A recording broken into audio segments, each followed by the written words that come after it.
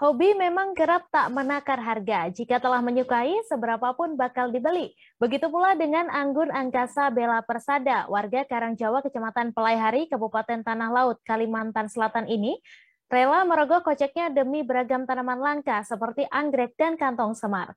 Koleksinya saat ini cukup banyak hingga memiliki anggrek sekitar 70 jenis, di antaranya anggrek hitam khas Tanah Laut yang sangat langka. Untuk info selengkapnya akan disampaikan rekan jurnalis Banjarmasin Post, Ida Royani yang kini sudah terhubung bersama kami. Halo Roy. Halo ya, selamat siang rekan Mei. Siang, Roy bisa Anda jelaskan seperti apa kekhasan anggrek hitam dibanding anggrek hitam dari daerah lainnya ini? Ya, tadi berdasarkan apa yang saya lihat dan berdasarkan penjelasan dari Pak Anggun Bella Persada, Pak Anggun Angkasa, bahwa kekhasan anggrek hitam tanah laut ini terletak pada bagian bawah batangnya atau bisa disebut mungkin bongkol gitu ya, itu agak tebal dan agak membulat, agak tebal seperti itu. Sementara kalau untuk daunnya tidak begitu panjang, tetapi eh, kuat gitu. Terus kalau dibandingkan dengan anggrek hitam dari daerah lain, seperti katakanlah dari Kalimantan Tengah itu eh, batang bagian bawah yang menyerupai bulatan itu lebih tipis seperti itu. Nah kalau dari Kalimantan Timur anggrek hitamnya bagian daunnya memanjang seperti itu. Jadi menurut Pak Anggun Angkasa, dia selaku orang yang sangat mengetahui tentang dunia peranggrek,an, menurut dia memang anggrek hitam yang ada di tanah laut ini termasuk yang paling eksotis, paling baik menurut Pak Anggun. Demikian rekan Mei. Ya, kemudian dari mana Pak Anggun Angkasa ini mendapatkan anggrek hitam yang langka ini dan berapa banyak anggrek hitam yang dimilikinya di penangkarannya? Ya, Pak Anggun Angkasa mendapatkan anggrek hitam ini sekitar tahun 2019 yang lalu, ketika sejak awal juga Pak Anggun memulai mendirikan tempat penangkaran di tak jauh dari kediamannya. Itu didapatkan dari daerah pegunungan di wilayah Kecamatan Bajuin, bisa disebut sekitar Gunung Bajuin seperti itu. Dan dia waktu itu mencari bersama dengan beberapa temannya yang juga emang sama-sama menyukai anggrek. Dikatakan bahwa saat itu pun juga sudah cukup susah mendapatkannya, tetapi waktu itu juga masih bisa mendapati beberapa batang begitu di hutan, di gunung. Dan sekarang dipastikan sudah tidak ada lagi anggrek hitam itu untuk di alam liar. Untuk jumlahnya untuk saat ini menurut penuturan Pak Anggun Angkasa itu ada sekitar 1.000 untuk 1.000 batang seperti itu. Cuman kalau untuk jumlah potnya itu ada sekitar 100 karena tiap pot itu ada beberapa batang. Demikian rekan Mei. Ya, kemudian apa sebenarnya tujuan Pak Anggun Angkasa ini melakukan penangkaran anggrek hitam ini? Apakah untuk bisnis atau seperti apa, Roy?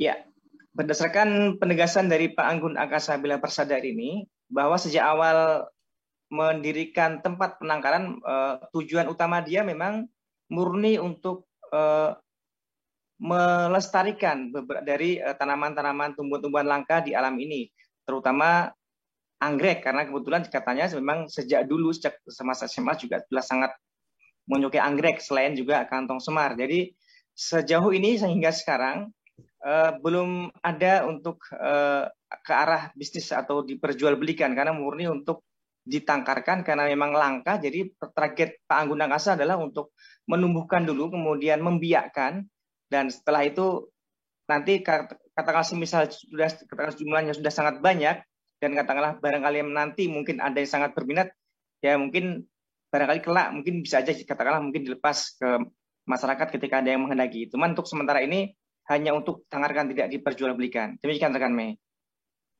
Ya, kemudian Roy, berdasarkan informasi yang Anda peroleh, bagaimana cara membiarkan anggrek hitam yang di penangkaran ini? Ya, seperti pembiakan atau perbanyakan anggrek-anggrek lainnya juga kurang lebih sama. Tadi dijelaskan oleh Pak Anggun bahwa untuk membiakan ini juga tidak terlalu susah, karena hanya dengan cara katakanlah bagian bawah anggrek itu setelah mulai muncul akar-akar, maka selanjutnya sudah bisa dilakukan pemangkasan di bagian batang bawah, sehingga kemudian katakanlah ini secara gampang disebut dengan kayak stek seperti itu. Jadi ketika sudah muncul akar di bagian batang bawah, kemudian tinggal di bagian bawah itu dipotong, kemudian ditanam di media yang memang diperlukan untuk anggrek, seperti apakah itu media lumut ataupun sabut kelapa. Demikian rekan Mei. Baik, terima kasih Roy atas laporan Anda dan Tribuners. Wartawan kami juga telah menghimpun wawancara dengan Anggun Angkasa, penangkar anggrek hitam. Berikut tayangannya untuk Anda. Yang tanah laut seperti ini Pak ya, yang khasnya Pak, tanah laut itu dari ukuran daunnya itu lebihin ke atas, naik di Pegunungan Bajuin. Di Pegunungan Bajuin, tapi yang sebelah udah di atas. Itu sekitar tahun berapa ya Pak kira-kira ya? Sekitar berapa ya? Mungkin 2 tahun 3 tahun yang lalu. Tanah laut dari mana lagi yang ada? Ini anggrek hitam dari Kalteng. Anggrek hitam Kalteng. Bisa dilihat perbedaannya, walaupun daunnya sama-sama pendek, tapi pendek, batangnya ini pipi, cenderung pipi. Oh, jadi lebih bulat kalau yang ini. Anggrek hitam pelihari agak tebal. Nggih, agak tebal Pak ya, tebal gitu ya. Nah, kalau yang Kalteng pipis, lebih pipi ya. Ini. Oh, gitu. Lebih pipi. Ini kan lebih bagus ini, menarik. Oh gitu ya. Terus ada lagi anggrek hitam dari mana Pak? Dari Kaltim. Dari Kaltim ya. Ini yang daunnya lebih lebar nih ya. Daunnya panjang-panjang. Daunnya panjang-panjang. Terus batangnya panjang-panjang seperti ini. Oh, juga panjang. Oh. Walaupun ini agak berisi, tapi ininya panjang. Ya, ya. Oh gitu. Ya, ya. Beda dengan yang pelihari tadi. Kan bentuknya unik.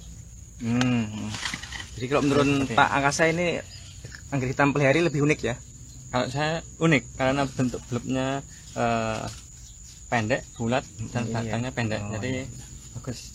Pernah berbunga sudah Pak ini? Sudah beberapa kali, kan saya punya beberapa pot banyak.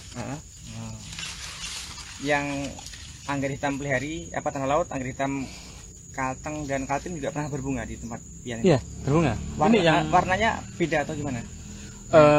Warnanya hampir sama, tapi ukurannya sedikit beda. Memang kalau yang dipelihari ini ukuran bunganya itu relatif lebih kecil daripada yang dari Kaltim. Kalau Kaltim itu ada yang sedang berbunga. Ada berbunga, oh gitu. Okay. Kalau lama bunganya? Sama, rata-rata nggak sampai 1 minggu, paling sekitar 5-6 hari. Oh, iya. Nah, seperti itu. Yang mana Pak yang berbunga Pak? Ini kalau dari blobnya mungkin sekitar hampir 1000-an blob. Oh gitu. Kalau potnya paling sekitar 100-an. 100-150. Ada yang mati Pak sejak pian tangkarkan? Ada yang mati juga. Banyak ada. juga atau enggak? Enggak juga ya. Paling sekitar 10%, wajar biasanya kan kondisi adaptasi di. Terima kasih sudah nonton. Jangan lupa like, subscribe, dan share ya.